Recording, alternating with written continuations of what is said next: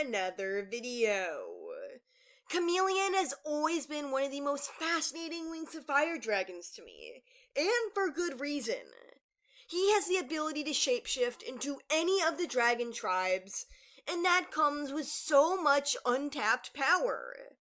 His life before this big change was just as interesting, and honestly sad.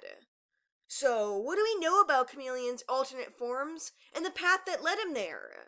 Are there any guesses we can make about the bodies of his we have not yet seen? I think so. But before we can begin, a huge shout out to my patrons. Durler95, Thistle, Noobto, Pyronuke, Avril, Pancake, Escarada, Adaquin, Alex Cleaver, Shadowhunter, That One Seawing, Moonclaw, Isaac, Iris, Minecraft Wiz 9, and Pantala Resident. Thank you all so much for supporting me. Links to their social medias are in the description down below. Anyways, without further ado, let's get into the video. Chameleon's problem started with his snout deformity. He was even banished from the rainforest due to his differences. This disability was highly judged by the other members of the tribe. Chameleon was unable to sleep for longer than an hour at a time, resulting in the inability to change his scale colors. That, coupled with a personality the RainWings deemed unsettling, and Chameleon was kicked out of his home. What happened to him seriously wasn't right, and I'm glad situations like this won't seem to happen in the future. I can't even imagine living like that and being treated how he was. Chameleon deserved support, not distance. While the actions he would later take part in are not okay, I do understand where he was coming from in those feelings. He didn't see much else from the world other than this kind of disconnection and judgment. No one was kind to him, so in the end, Chameleon saw no need to be respectful back to anyone. That was his main form, and the one he was hatched into. However, upon discovering the Animus Enchanted Scroll of Darkstalker, Chameleon made a spell for himself. Since he felt so out of place and hated in his real body for something he could not control, this RainWing decided he would use Darkstalker's magic to turn himself into a shapeshifter. Chameleon felt on top of the world as a sly trickster, able to enter and live in any kingdom he pleased. No longer always a RainWing, he could possess powers and riches his tribe mates would only dream of. Bog was Chameleon's mudwing form, a body in which he adorned with great jewels. Chameleon would transform into this dragon of his own making whenever he wanted to con others. He'd make a lot of profit from doing so, not minding who he worked with, or who got in the way. Cirrus was part of a much bigger situation. This false icing was used by Scarlet to infiltrate the Talons of Peace.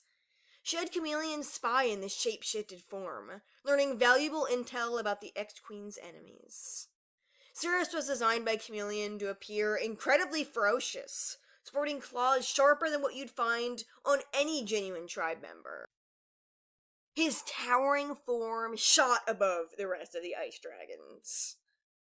Chameleon also crafted Shapeshifter, who might just have the most accurate name in Wings of Fire history. I wonder what other dragons thought of it. He's a bulking figure with basically fish hooks as claws, enchanted strength to make him more muscular than any other dragon, fire hotter than his tribe has ever seen, and scales that cannot meet any outward harm. It's like Chameleon made a Mary Sue OC, but as a form he can shift into. Pretty genius, honestly. Shapeshifter acts like a failsafe and great weapon to be activated at any time. Then comes Soar, the last of his known bodies. As this dragon, Chameleon was essentially a version of Bog. He couldn't resist more jewels to deck himself in, and chose a scarless form to pursue as a Skywing spy. However, not all of this dragon's life was spent working for her. He actually did want to live life as a Skywing for a period of time, being part of their breeding system where he met Kestrel. Unfortunately, he was never there for Peril in a way he maybe could have been, as Scarlet told Chameleon that both of his dragonettes were dead. This isn't the end for him, though. We know that Chameleon created a shape for every Pyrrhian tribe.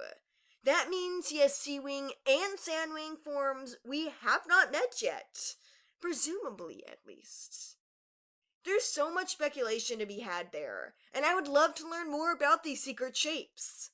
Did Chameleon do work for Vulture as a Sandwing? Spy against Coral as a Seawing? Or maybe just try to build a life for himself in one of the other tribes, in a manner we've just gotten mere previews of? I'm so interested in all this character has to offer, as well as what is possible through such an enchantment.